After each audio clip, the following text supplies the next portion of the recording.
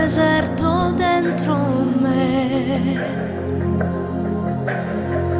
Ho girato il volto senza darti un addio, adesso sono qui.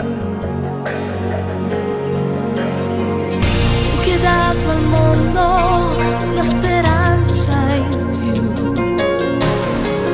col mistero di un profondo vivere,